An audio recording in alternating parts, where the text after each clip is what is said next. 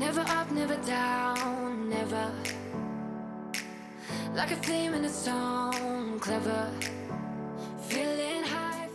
Bonjour à tous, les prix ont continué à augmenter ce mois-ci, notamment sur le blé, puisque sur de la récolte 2022, on a atteint presque 450 € tonne sur le marché à terme du blé. Cette augmentation est liée à de nouvelles inquiétudes, voire certaines confirmations. D'abord l'Inde qui a interdit ses exports pour pouvoir réguler son marché intérieur, son prix du marché intérieur en lien avec une mauvaise récolte. Nous avons toujours cette sécheresse aux États-Unis qui continue à dégrader l'état des cultures alors que leur récolte va arriver maintenant d'ici 15 jours, 3 semaines.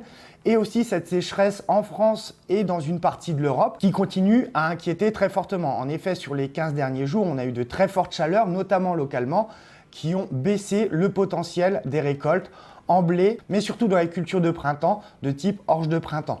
Donc tout ça, ça a fait augmenter les prix et ça s'est concrétisé dans le rapport de l'USDA concernant les estimations de cette récolte 2022 au niveau mondial, où globalement, on voit toujours une très forte tension avec des productions espérées plutôt en berne, notamment États-Unis et Europe et Ukraine. Donc globalement, on a des prix qui continuent à augmenter sur de la 2022, sur de la 2023 également. On a un marché à l'export qui reste dynamique au niveau international. Les principaux grands acheteurs sont toujours sur la scène internationale. Par contre, on voit aussi une réduction de la demande au niveau de la consommation animale. Comme en a parlé Jean-Marie Lett dans sa dernière vidéo, on est en fonction des secteurs d'activité sur des marges très faibles, voire négatives. Donc tout cela, ça a un impact quand même et ça limite la demande. Donc il faut rester vigilant. On n'a à court terme, je dirais, aucune raison d'avoir de fortes baisses de prix, hormis les très fortes volatilités qu'on peut avoir.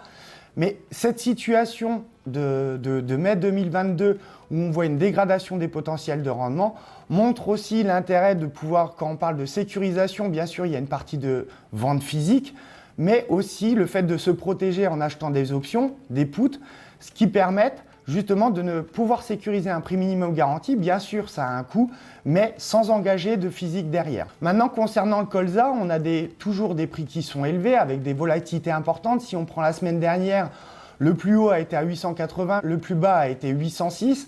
On n'a pas eu de grandes nouvelles informations. On dirait qu'il y a plutôt un rationnement de la demande qui est en train de s'opérer de par les faibles marges des triturateurs et autres opérateurs des graines oléagineuses. Donc là aussi, il faut faire attention, hein. Il y a des risques parce qu'au niveau des semis, du canola au Canada, c'est en fort retard. Donc ça fait craindre des gels automnales, donc une baisse de la production canadienne à terme, mais ça c'est dans 4-5 mois, il peut se passer encore beaucoup de choses.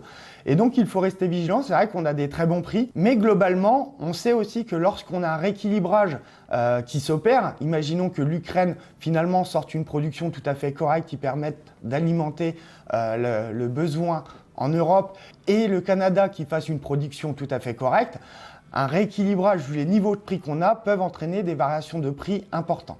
En tout cas, on continuera à vous informer au fur et à mesure des informations que nous aurons. Je vous remercie et à la prochaine fois. Feeling high, feeling low at the same time. Feel so right, then I'm wrong, hoping I'll be fine. But I get up, I always do.